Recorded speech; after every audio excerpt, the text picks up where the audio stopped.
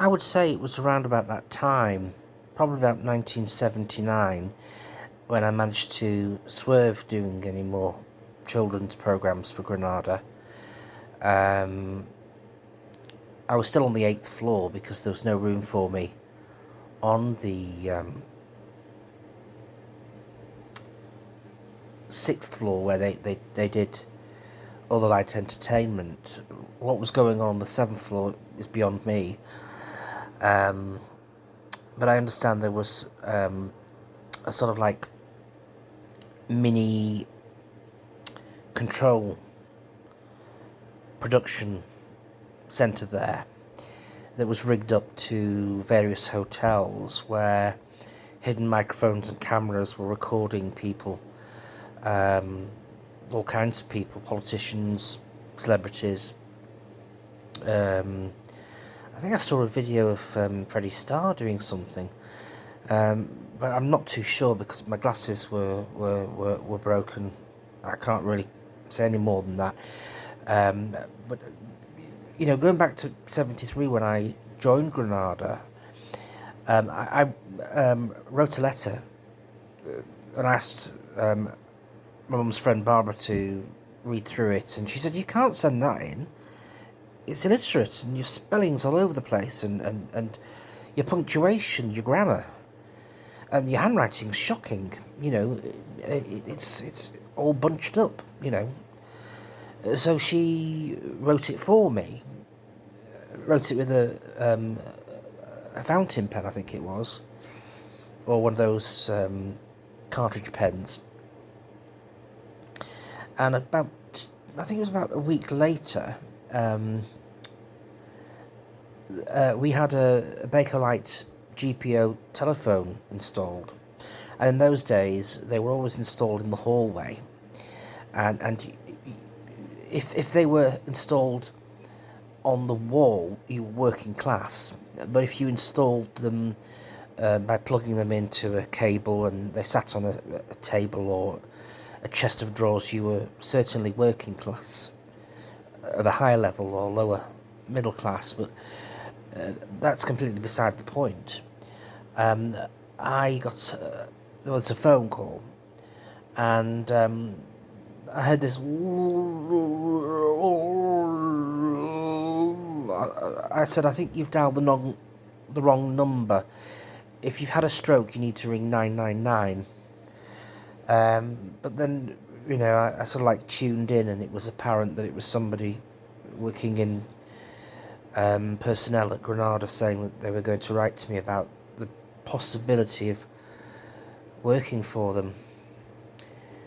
And when I turned up, like I say, I went to the main reception. I got in this lift, got off at the wrong floor, and I walked along the corridor, and I knocked on this door, and I was told, "Sit down!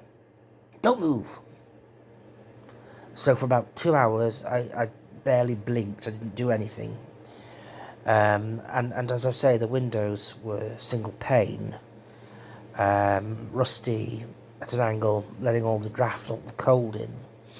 Now, don't be deceived. Yes, when you look out from the 8th floor of the Granada office block, you look out towards Salford and you see those tower blocks that featured in Coronation Street's 70s titles. Well, just because they were there, they didn't block the nasty, horrible Arctic weather coming in from the North Sea. And it was on my last day at Granada in 1985 that I realised it wasn't single pane glass, it was actually ice. Those windows were made of ice, not glass. And I, as I say, my first day there, I was paralysed with this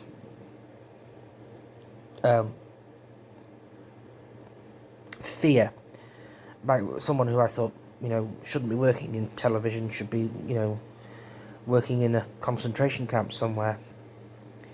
This sort of like sadistic, cruel, vindictive ne'er-do-well, who turned out to be one of the producers of children's programs at Granada, which included Picture Box. Do you remember that program? with a really creepy music, and they did also a handful of songs, and I got roped into that show as well. I didn't want to get involved because I'm not into that kind of thing, but you have to show willing, keep your head down, work hard, and yes, in '79 I moved on. I got involved with a program called Rings on Their Fingers and the Cuckoo Waltz, and that was interesting because we had a live audience, and because they were adults, we could, at least at the very least, bring in vol au vents and double diamonds and various wine, particularly Blue Nun, to get them sloshed so that they would laugh and clap without being prompted. And it did cause some problems because I got into real bother because in those days people could smoke, only not in the audience, not in the studio. They could smoke in the hospitality areas. So they sent me out. I'm like, I'm no dog's body. I'm no cup reporter. But I thought, right, okay, show willing, keep your head down, work hard.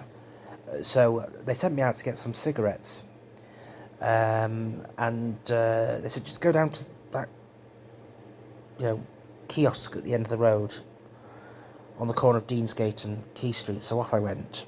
I think I had about 15 quid. And then I think a packet of 20 were about 70p. But you only got them in, 10s and 20s. So I came back, they were absolutely furious with me. I nearly lost my job. Because I'd got Benson and Hedges instead of number 6, which were cheaper. I could have got more of them because they really wanted to, pull out all the stops for these people who'd come all the way from Blackburn and Alderley Edge and somewhere near Chester, on coaches in the freezing cold, sitting in a freezing cold studio, watching these these actors perform in this comedy show. And what they used to do was they had a man wearing headphones, and if he thought that the laughter wasn't, sufficient, he'd turn the volume up, or he'd add canned laughter in it. So people watching and people in the audience would feel this pathological fear that something wrong would happen if they didn't laugh and join in. I think a lot of them actually joined in laughing out of nerves. People do laugh when they're nervous. But yes, that was 79 to I think about 83. And that's when I got involved with Brideshead Revisited and Sherlock Holmes and the other programme. What was it called now? The Jewel in the Crown. Yes. And such was the thing at Granada. It was Dead Men's Shoes. One of the researchers and producers of World in Action had an unfortunate accident with a Black & Decker and or a Flymo, one or the other.